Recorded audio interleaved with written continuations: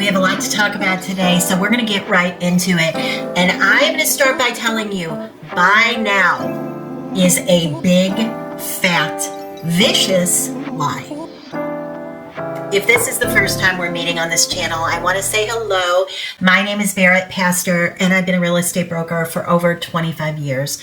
So hopefully I'm coming to you from a place of knowledge and experience, and I can help you navigate all the things, all the truths, and all of the disinformation, the misinformation, the out and out lies that are being told, not just by the media, not just what you hear on the news, in the newspaper, no, not just that, but what you're hearing on social media, if you're like me on a daily basis, possibly every hour, from other real estate agents and mortgage brokers. How many of you have read on Facebook, marry the house, date the rate? Please, please, if you are working with someone who is saying that, please have them explain exactly what they mean. Because you know what? Marry the house, date the rate. You could date somebody that burns your house down, okay? Can we just say that? There are a lot of people out there that you would not want to put into that category. So I don't even know what that is supposed to mean, marry the house, date the rate. I don't even know what that means. But I think what they're trying to say is all of the problems are based around the interest rate. So listen, just have a little fun over here with this interest rate. This interest rate isn't going to harm you. You're only going to have this interest rate for a little while. Date the interest rate. Well, let me tell you something. A lot can happen while you're dating that rate. It totally can. So let's just have a real discussion. Okay, so is the interest rate a problem? Yes. Why? Is it through the ceiling? Is it the highest we've ever seen it? No, of course not. Some of you remember when interest rates were around 18, 19%. And I can remember when I got into real estate when they were in the 10-ish range. Oh my gosh, when they were in the 9s, that everybody run for it. Go get a loan. The rates are in the upper 9s. I remember that. Where are the rates right now? At the filming of this video, they are on average. I'm going to give you a little swing because there's always a variable in that, but it's somewhere between 6.75 and 7.75, right in that range is where they're sitting. Is that horrendously bad?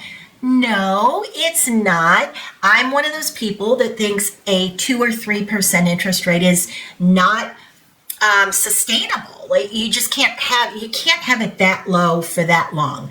I would love to see it in the 5s. I feel like that's a good number. But where we're sitting right now, is that the sole issue going on? And as we're all saying, and we're hearing on Facebook, all of these are buy right now. If you don't buy right now, you are going to regret it. You're crazy. Buy right now. This is going to be a big mistake. It's going to be a big mistake if you don't go buy right now.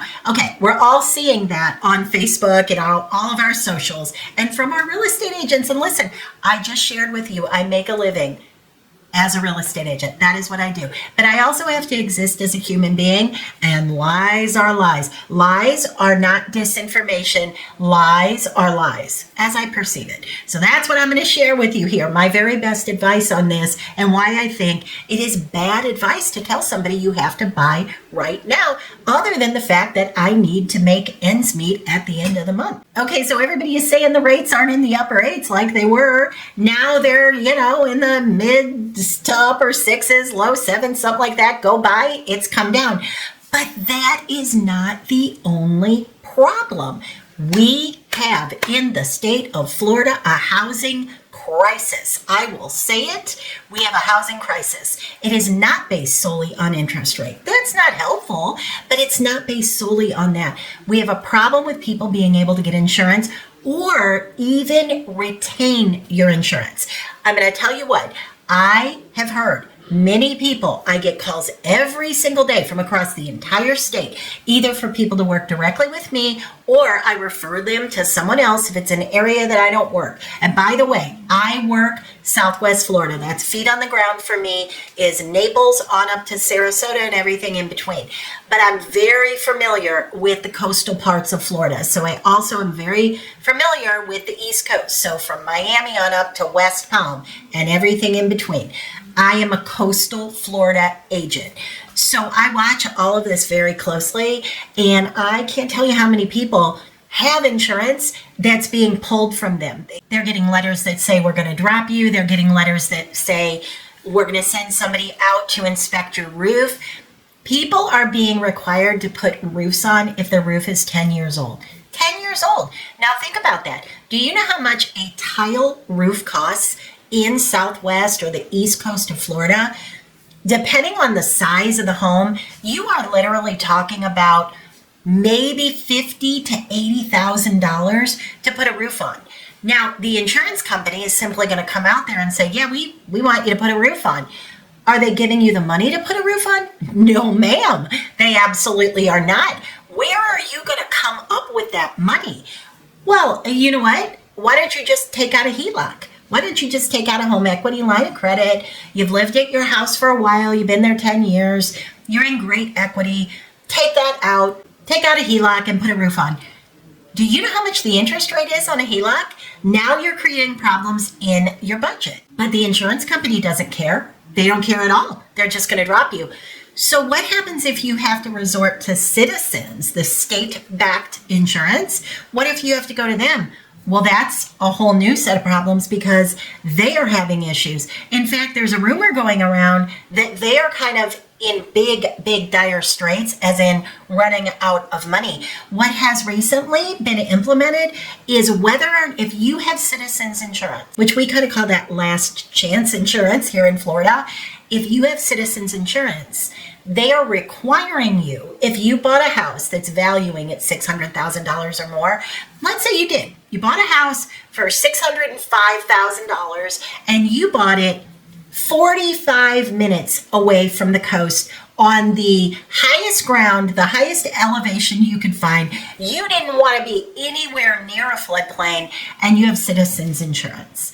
They are requiring you to carry flood insurance. It doesn't matter if you're in a floodplain. Why are they doing that? Well, they're trying to kind of stuff the coffers of Citizens insurance because they basically got wiped out. And that was such a devastating hurricane. So that is a crisis. It is a problem. And anybody who says it isn't is blatantly lying. There are workforce issues here. People just can't afford to live in the southeast, southwest coast of Florida. And there are a lot of jobs that are available in this area. Are they jobs that you can afford to live? Absolutely not. They are not. And I'm talking about even nurses. I've had clients that are doctors that are considering moving from somewhere, Michigan, Ohio, wherever it may be. They want to move to Southwest Florida because it's so beautiful and amazing and it's such a wonderful life. And then they see the cost of living. Even sometimes as a doctor, you can't get that done. Do you think a waitress, a mechanic, a nurse, somebody that works at Nordstrom's or Dillard's or wherever, all of those jobs that are so important to keep the wheels rolling, where are those people going to live? If you take a job that you make $60,000, $70,000 a year, which is a very nice, substantial income for most people, can you live in Southwest Florida? Can you buy a home in Boca Raton? Can you make a living in Fort Myers? So let's say you take a job as a teacher. There's teachers openings all over the place. And on average, let's say the pay is around $45,000. Teachers are badly needed in Florida. Can you afford to live on $45,000? You've got 2 kids. Can you afford to live even in an apartment with rents that are averaging about $2,500 a month for a 2-bedroom if you're lucky? Absolutely not. You can't. So the interest rates, there's so much emphasis being put on the interest rates, and that is absolutely, that's only one little component of the problem. So even builders, they're giving incredible incentives to build with them because they're holding so much, and that, my friends, is what caused, in part, it was kind of the tipping point. There are all kinds of problems back in the first crash, the first bubble, all kinds of problems that led to the perfect storm, subprime lending, all of these things. But the tipping point in Florida was the overbuilding. Do you think we're overbuilding right now? I can tell you what, Collier County is trying to cease building right now. They want to put a pause on it indefinitely because I think they see it coming. Many of us see that coming. The builders are starting to throw money at it. The builders are starting to say, we will buy your rate down to really, really low numbers. Well, what does that cause? That causes people to jump in outside of their comfort zone. Well, I'll just, as they say, marry the house, date the rate. But what happens if that rate never comes down to where you are anticipating that you want it to go? What if that doesn't happen? What if you buy at an interest rate that is way above your means of living, but the loan officer is telling you, well, don't worry about it because we anticipate that in the first quarter of next year, in the last quarter of this year, the interest rates are going to be 2 points lower. What if you do that and then you wind up bankrupt? It's just not a good idea. The key is to buy something. If you're moving into the area, buy below your means. Buy below your means. If you're able to do that, you'll never have a problem. So there are a lot of loan officers out there, not anybody I work with, not anybody I'm going to refer you to, but there are many of them that will say, okay, here's what your pay is now, but do you anticipate any promotions in the future? And then here you are, and you're thinking, well, yeah, I did talk to Bob about there is a management company. There is a management position coming available in about 6 months. And he said I might have a good shot at that. And so the loan officer kind of messes with the numbers a little bit. So the loan officer says, okay, well, I know we got you qualified to $400,000, and I know you said that your comfort zone really is $300,000 at that payment, and you really, really don't want to go a dime above that. But, if you get that promotion, don't you think we could kind of maybe get you that house your wife really wants? That house that's $399? We could probably go for that because I bet you're a hard worker, aren't you? You stay late. I bet you're going to get that promotion. And then all of a sudden, here you are, and you start thinking, well, yeah, I probably will get that job in 6 months. Well, what if you don't? And what if the interest rates don't come down? There are so many things going on right now. And to say nothing of the fact that there is no inventory. So these are where the problems are. These are the problems that we're seeing right now. Everything is lining up to create kind of a perfect storm. Do I think it's going to get better in Florida? I hope it does. But not yet. I don't think it is yet. So if you're somebody that's considering buying in Florida with all this information, then you just have to be really smart about it. You have to make absolute sure. I say this often in videos. When you're looking at comparables, if you don't want to get burned in what you're buying, make sure that you're asking the agent to give you prices pre-COVID, which I know some agent's going to say to you, well, that doesn't matter. That's 3 years ago.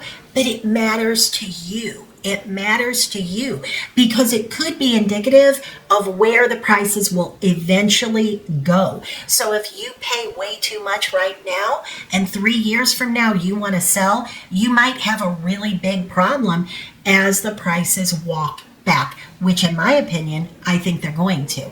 Will they walk back all the way to where we were prior to COVID? I don't know, because again, don't have the crystal ball out, but I think we'll definitely see a walk back. So I'm going to give you the same advice that I've been giving you, which is sit tight.